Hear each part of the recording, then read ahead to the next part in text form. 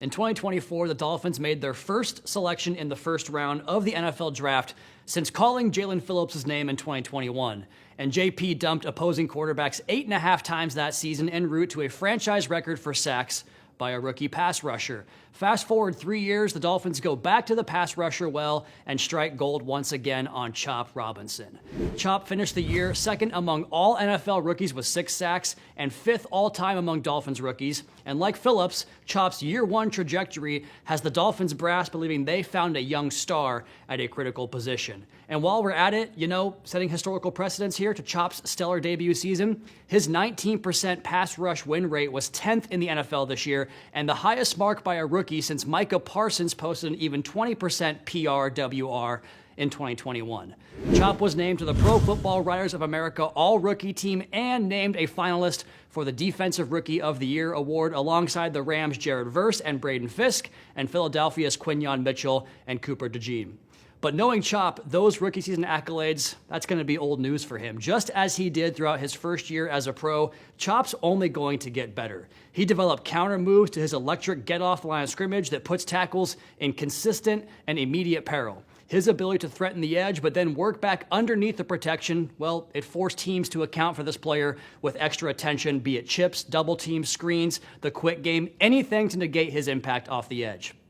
The way Chop can win outside, inside, a line in different positions, you have to imagine Miami has even more diverse of a plan dialed up for Chop in year number 2. And when you consider a full offseason alongside Zach Sealer and the return of Jalen Phillips and Bradley Chubb, it's easy to see the upside here for number 44. We turn our attention now to College All-Star Week, a week that Chop Robinson did not partake in last year as a true junior out of Penn State. But this week, the entire NFL descends upon Mobile, Alabama, to get a look at some of the top prospects ahead of the 2025 NFL Draft. And every year, as the league transitions more and more to short-term deals, team needs change, and roster turnover has never been more prevalent than it is every single year in the NFL right now. So rather than looking at hyper-specific needs on this football team, I just want to shout out some of the position groups and good players that we can get eyes on this week down in the Gulf Coast. The first thing that jumps out about the Senior Bowl roster, it's the beef inside. There is some serious trench play resumes on this year's roster, which tracks with the entire class, quite frankly, in 2025. It is a loaded crop of defensive linemen and the guys that are trying to beat those guys up front on the offensive line. And with those offensive linemen, the position flexibility might be the calling card of this entire draft class. And we're taping this ahead of the practices on the field this week, but I would stake some reputation that by the time you watch this show, you probably saw countless reps of Marshall's Mike Green using the exact same trait we raved about with Chop Robinson, the speed and get off the line of scrimmage to win a lot of his one-on-ones.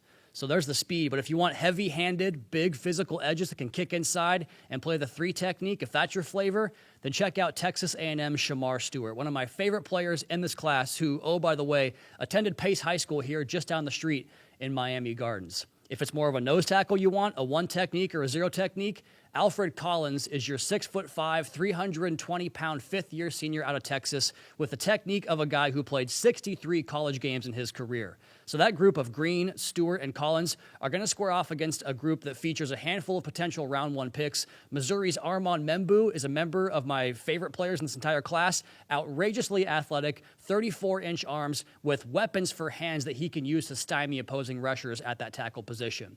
Oregon's tackle Josh Connerly has the typewriter feet to cut off the edge and redirect back inside that'll have his name called pretty early on night 1 of this year's draft. And rivaling the sweet feet of Connerly is Purdue's Marcus Embo, who dominates in space and has a penchant with crafty veteran pass protection moves. All 3 of these guys played tackle in college, but the tape paints a pretty clear picture to project them inside if need be. And that type of flexibility between guard and tackle is invaluable in today's NFL. And for segment posterity, some additional names I'm looking at. Linebacker Carson Schweschinger from UCLA is a quintessential modern-day 3-down linebacker. Big fan of his game. LSU tight end Mason Taylor, son of Jason Taylor, who's going to be on the Fish Tank podcast this week. Be sure to check it out wherever you get your podcast from. He played 90% of the snaps at LSU this year, contributing both as a dynamic pass game option and an inline blocker. And he's not alone. Texas's Gunnar Helm looks like a first-round tight end on tape to me, and Georgia Tech's Jackson Hawes might be the best wide tight end in the entire class. For more in-depth coverage on this game and the NFL Draft, check out the Drive Time podcast. We are recapping practices and providing the most comprehensive Dolphins prospect content all the way up until draft night in April.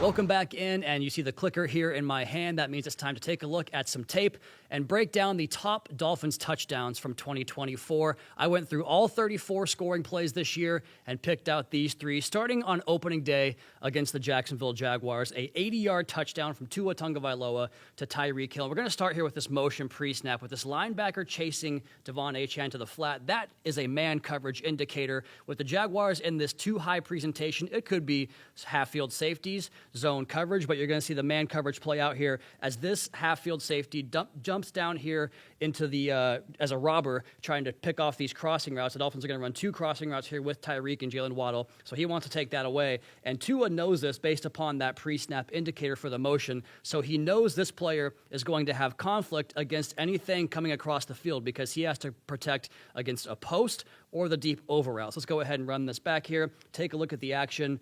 Both these crossing routes trying to put these safeties in peril and run away from the man coverage underneath.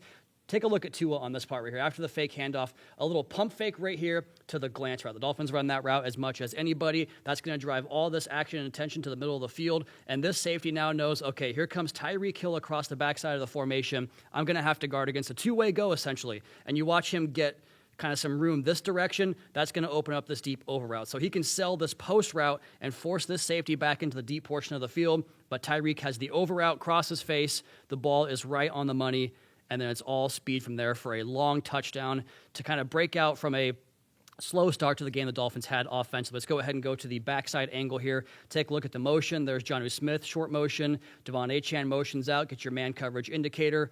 Fake the handoff, pump the glance, see the coverage play out. He sees this safety up here, which we can't see off the screen, but he knows he's biting on that post route from Tyreek Hill. Layer this thing in there. Look at this dime, right on the money, right on the face mask. You cannot place that ball any better. And then once you get that guy in that space, it's a good night nurse. Long touchdown for the Miami Dolphins. Let's go to this next one about midway through the season. A running play from a wide receiver. Malik Washington going to take this end around all the way home for a touchdown on this opening drive against the Los Angeles Rams. So if actually you go back, let's go back to this clip again because I'm going to show you a pass protection little look here as Rob Jones is going to peel out backside for this protection, and you're going to see the right side of the Dolphins offensive line squeeze down this way to get this thing blocked up. So you see Rob Jones as the puller. That's an indicator here for the linebackers to read run on this play action. So there's all kinds of conflict this Dolphins offense can put players in based upon the keys they get pre-snap. And if you go take a look at this play, what does Rob Jones do once again? He pulls out this side, but you're going to get all kinds of false keys and false indicators here from the Dolphins front as Durham Smythe goes in motion. See him play out to the left side there. Liam Eichenberg pulls backside as well. So take a look at the Rams defenders when Malik gets this ball. You got players feeding in this way, guys right here coming this way. People are confused, and it's going to create a perfect amount of leverage for all the Dolphins blocks down the field. He cruises in, dive across the goal line there. First career touchdown for the rookie Malik Washington. Let's go ahead and go to the end zone angle right here and get a better look at these blocks and all the different run action the Dolphins have on this play. Motion pre-snap. The Dolphins love to run their tight ends across the formation and split flow action. They're going to pull the backside guard, Rob Jones upfield, peel this front side guard back to the backside, and it just creates all these advantageous leverage situations where guys wind up getting overrun the football here, and you have blockers to pick them off and seal that backside. And then, of course, the best blocking wide receiver on the roster. For my money, River Craycraft, go Cougs, makes a big block down the field to help spring Malik Washington for his first career touchdown on a big Dolphins win that kicked off a 3-game winning streak mid-season. Now we finish up in this game against the Jets, the overtime winner from Tua Tagovailoa to Jonnu Smith. He's going to run a deep over route, and you're going to have essentially 3 different crossing routes here from the front side of the formation, and Odell Beckham's going to run a little snag route here that wants to try to pick off a couple of defenders. Ideally, this route from Beckham can pull a backside defender into this area to free up this part of the field. So trips to the right, Tua takes the snap, overtime, got to have it. Take a look at the way this thing kind of unfolds here. The Jets kind of bust this thing a little bit with Smith running across the field, and again, this defender taking the snag route. Once Tua sees this flat-footed defender, this is the best anticipation quarterback in the NFL. He's going to let this thing fly pretty early. He hasn't even crossed face yet. throw it out to space right here, and it winds up being right on the money. Well-designed play there, well-designed route combination to beat the Jets in overtime. A big-time catch from a Pro Bowl tight end there in Jonnu Smith, and an even better throw from quarterback Tua Tagovailoa. So the Dolphins found different ways into the end zone this year. Passing, running, touchdowns were aplenty. The Dolphins offense found its groove when Tua came back from the injury this year and put a bunch of fun highlights on the tape for us to take a look at.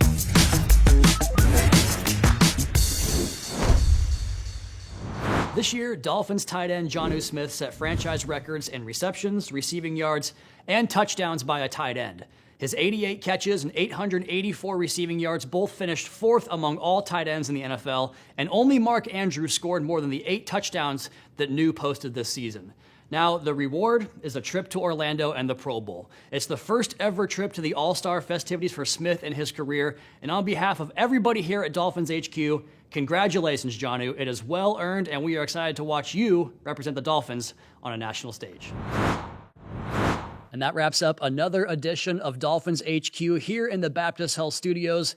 Before we sign off, I just wanted to remind you the time is running out to sign up for this year's DCC, Dolphins Cancer Challenge. Come out and be a part of a great cause that does so much for cancer research and positively impacts our South Florida community. We hope to see you out there. By now, you know the drill for the podcast and the show. Check out Drive Time with yours truly and the Fish Tank podcast, wherever you get your podcast from. Jason Taylor episode is live right now. Subscribe to the Dolphins YouTube channel for 2024 recap content, media availabilities, and much, much more from all your favorite players. We'll see you back here soon.